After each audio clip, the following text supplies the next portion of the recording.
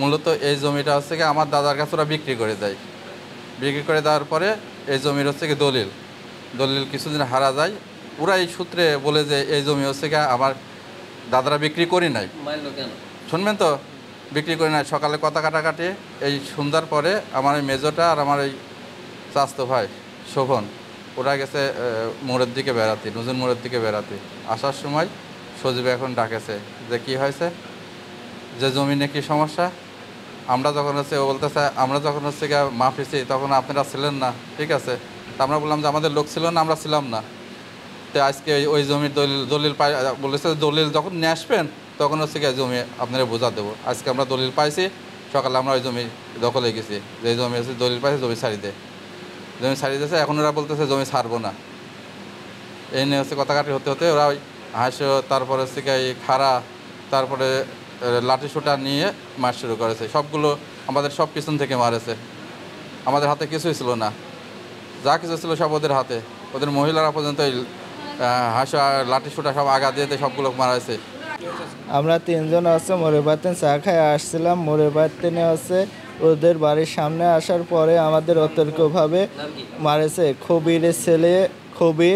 খবিরের ছেলে আছে সজীব, রাজীব, আর মুগুল খার ছেলে হচ্ছে নজিম, আর নজিমের ছেলে হচ্ছে শনির। আর এই সাথে ছিল হচ্ছে ওরই ভাই আছে আপনার অলিদ ছিল না, হচ্ছে ওরা হচ্ছে আরেকটা স্বাস্থ্য ভাই ছিল হালিম। এরা কয়জন লাগে পিছন হচ্ছে হাইসি দিয়ে অতর্কীয়ভাবে হামলা চালায়।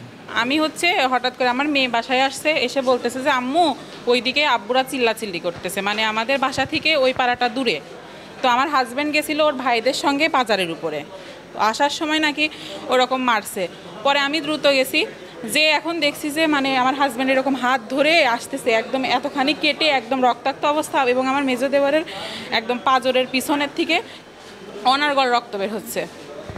তো ওখানে হচ্ছে আমার শাশুড়িদের বাসা ওই জায়গায় দ্রুত হচ্ছে কাপড় নিয়ে এসে ওইটা দিয়ে মানে তখন মানে উপস্থিত বুদ্ধি যেটা কাজ করছে বেঁধে দিছি, যাতে হচ্ছে রক্তটা বেশি না হয়। তারপরও বারবার মানে চেঞ্জ করছি, বারবার ওই রক্তটা দিয়ে একদম ভিজে গেছে ওদের দুইজনারটাই।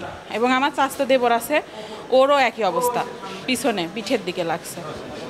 এটাই আমি এতটুকু পর্যন্তই জানি। তারপরে এই যে হাসপাতালে দ্রুত হচ্ছে সিএনজি করে নিয়ে আসলাম, নিয়ে এসে যে এখন ওটিতে আছে। বিষয়টা হচ্ছে আনোয়ার মামুনের ছানোরের যে জমিটা, এই জমিটার কাগজপাতি পাইছিল না, ওরা দখল করেছিল জমিটা।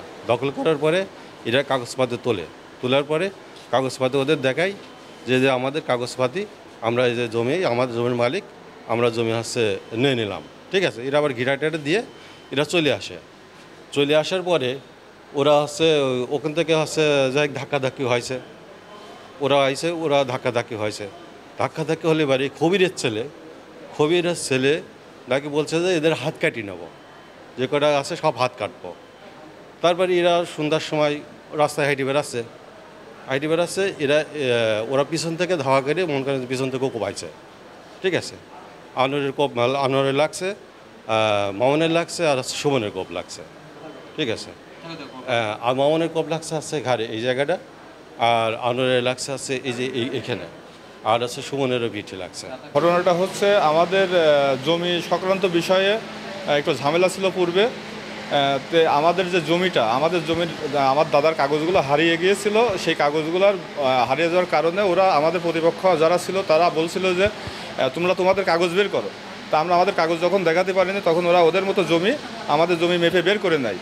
তা আমরা গত 3 দিন আগে যখন কাগজ বের করে নিয়ে যাই আমাদের জমিটা আমরা আজকে সকালবেলা দখলটা ছুটাই নেওয়ার পরে ওরা অনেক দিন ধরে পরিকল্পনা করছিল আমাদের মারার জন্য। এর জন্য বড় বড় কিছু রামদা বানাইছে, আনুমানিক 12টা আমরা শুনতে পেয়েছি। ওখান থেকে আমরা 5টা অস্ত্র উদ্ধার করেছি আজকে। ওরা আমাদেরকে যে অস্ত্রগুলো দিয়ে কুপাইছে সেই অস্ত্র 5টা উদ্ধারও করছে আমরা ওখান থেকে। আমাদের 5জন মোট টোটাল 5জন আমরা আহত। আমরা এর সুস্থ তদন্ত করে একটা বিচার চাই প্রশাসনের কাছে। হ্যাঁ, বাড়িঘরদের ভাঙচুর করছে, আমাদের বাড়িঘরও ভাঙচুর করছে।